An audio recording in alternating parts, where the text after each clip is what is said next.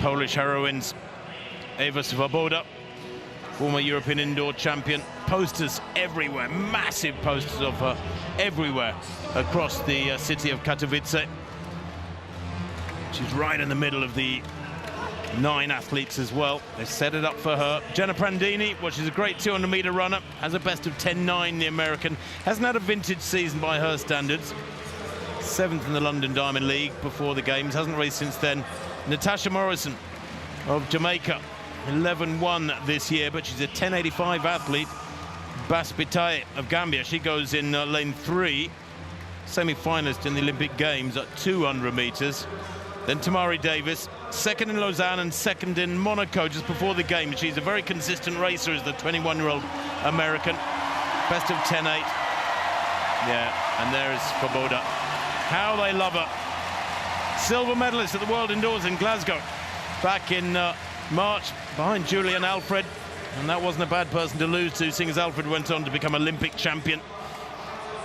Marie-Josée Talou Smith of the Côte d'Ivoire. I'm sure she races more than anybody on the whole circuit. A prolific racer, 4th in Lausanne, 11.07. Still in good form, the 35-year-old. Daryl Nater of Great Britain, 4th in the Olympic 100, 5th in the 200. So frustrated with those, although she got a silver from the sprint relay.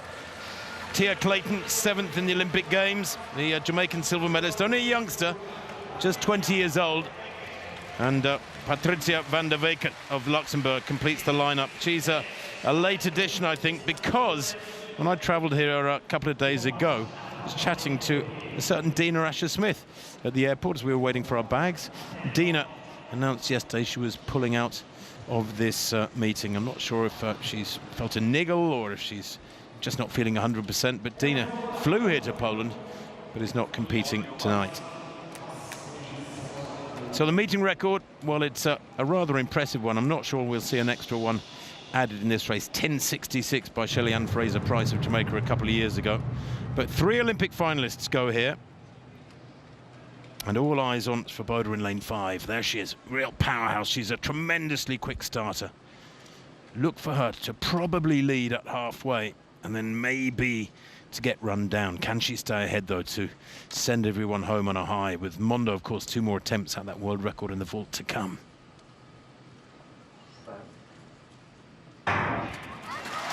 Well, a really good start from Tamari Davis, there, 4th from right. Swoboda's got some running to do here yet. I don't think she's going to win this one. Really good running on the near side, too, from Tia Clayton. Tia Clayton takes it there. On the near side, I think, probably the shortest athlete in the race and the youngest at 20. The Jamaican in lane 8, I think, just nicked that. 10.81. Well, it is super fast. That's the 5th fastest time in the world this year. And for Clayton, it is indeed a new lifetime best by a pretty big chunk. 10.83 she's given, in fact, but it is nonetheless a lifetime best. Swoboda didn't get her usual bullet start from lane 5, wasn't able to get the blood up for the crowd through the first half at least. But Clayton, well, she's similarly small in stature, but boy, did she hold her form well through the second half and just hung on there because it was really... Of the Bahamas, Terrelong of Jamaica, Matthias of St. Vincent and the Grenadines, London of St. Lucia, and Dowdy of Antigua and Barbuda. London a fine starter, but Hodge undeniably the favorite here. Decans of Trinidad and Tobago, 12.15 in qualifying. She starts in lane number 1. Lane number 2, Kamoy Pinga, 11.73 sprinter, even better hurdler, 12.14 in qualifying. This is the young lady who has been super impressive. 11.54, negative 3.2 wind in qualifying, 11.44 personal best in her semi-final. Lane 4, Chatelia Dorset of the Bahamas, 11.83 to get into this final. Ran a very good semi-final. Tiana Lee Terrelong, unbeaten in the land of wood and water, 7 out of 9 races under 12 seconds, but she's up against something she's never seen in competition before. Shante Matthias in lane number 6, St. Vincent and the Grenadines, 12.11 to get into the final. In lane 7, competitor 343, the fast starting Naomi London of St. Lucia, personal best 11.86 to get into the final. And on the outside, Giolina Dowdy of Antigua and Barbuda. A big moment for her to be in the championship race as well. Under 17 girls, 100 final. The Carifta record, 11.27, set in 2018 by Brianna Williams. Hodge, undoubtedly the favorite, has looked polished in heat number 1 and the semis. Terry Long, high top end speed, better when she gets her start right. And Dorset, a fine starter. On your marks. The 3 favorites for the gold, silver and bronze. Hodge in lane number 3, representing the British Virgin Islands. 11.44 in her semi-final, by some way the best under 17 athlete we have seen on the girls' side in the 100 meters. Can she deliver what is now expected to be gold? She's in 3. Set. Stand up.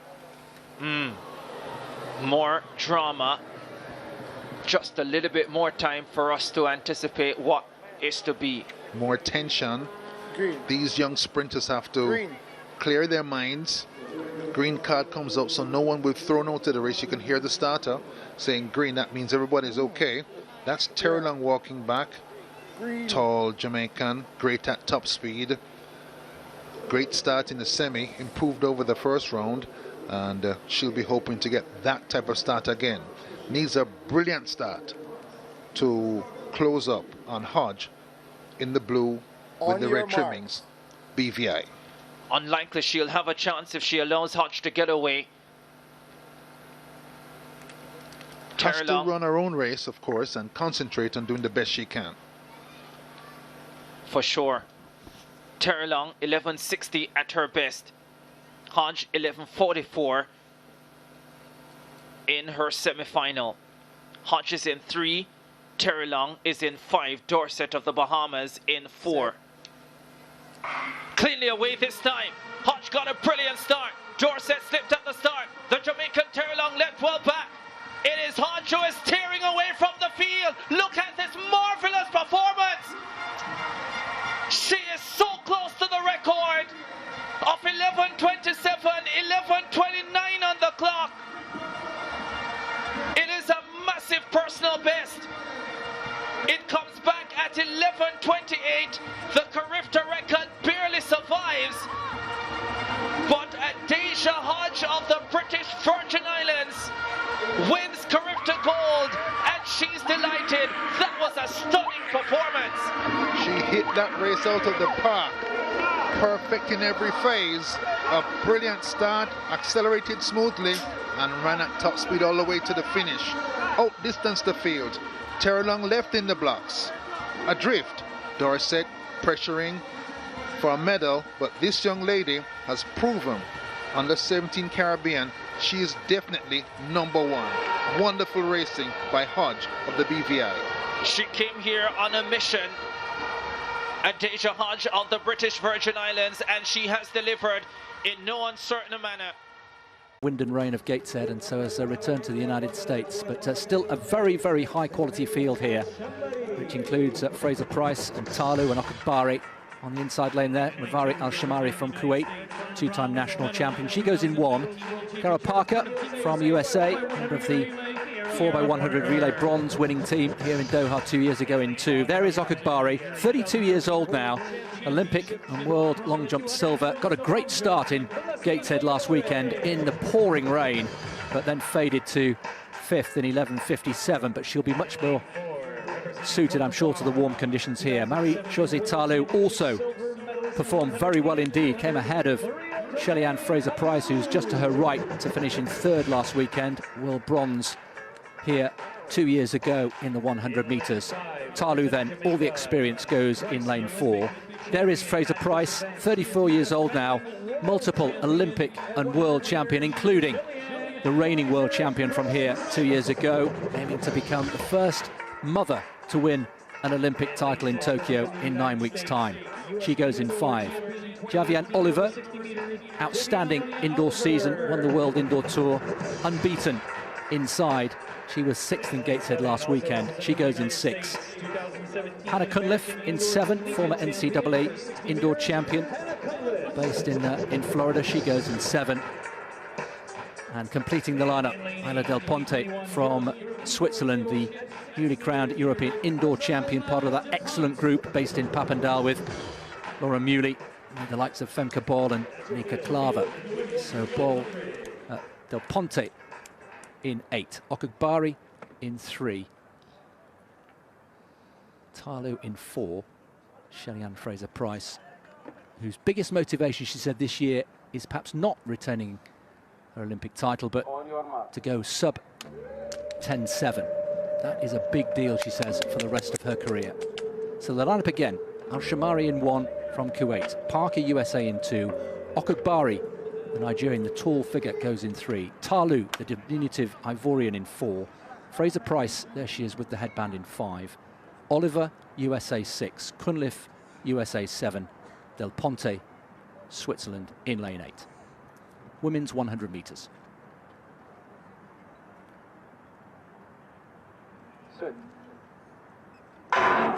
Well, once again, Okagbari gets a good start, but Fraser-Pryce already into her running along with Talu. Also going well is Oliver, but Fraser-Pryce coming away with it. Fraser-Pryce lights out into the line. Fraser-Pryce with a slight tailwind, 10.84, the winning time. Well, that's progress, and of course, a completely different race, totally different conditions.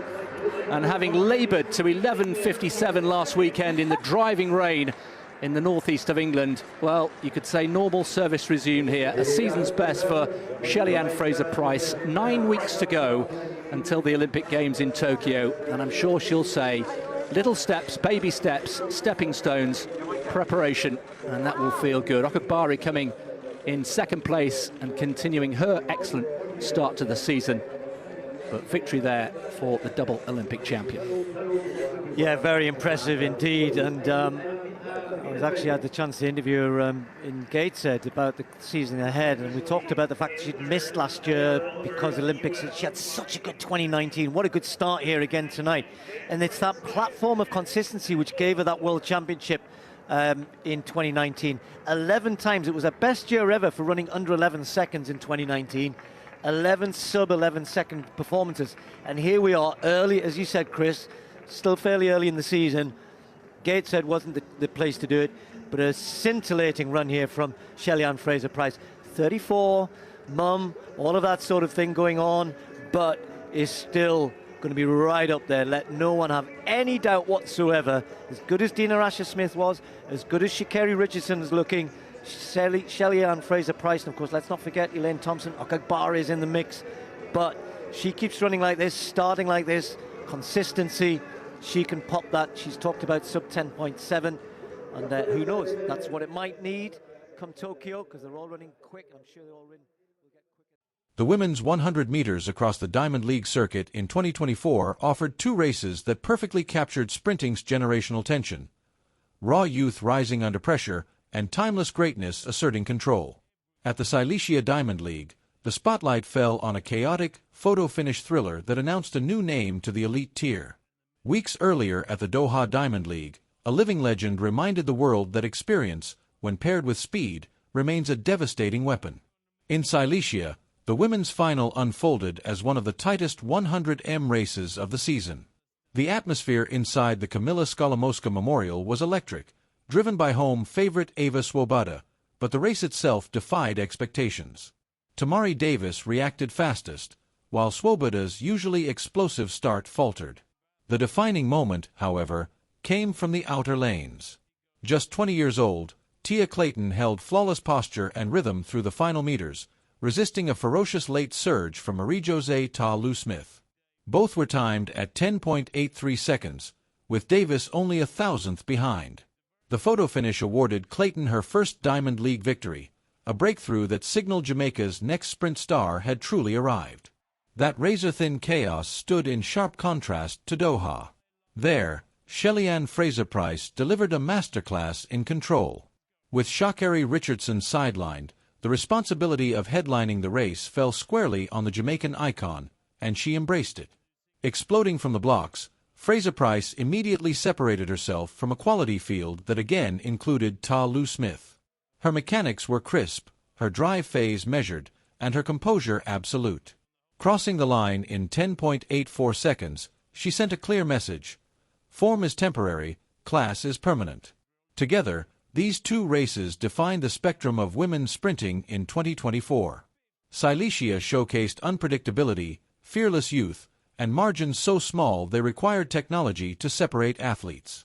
Doha, by contrast, was about authority, one sprinter imposing her will through precision and experience. For fans, the message was unmistakable. The present belongs to legends like Fraser-Pryce, but the future is already knocking, powered by athletes like Clayton.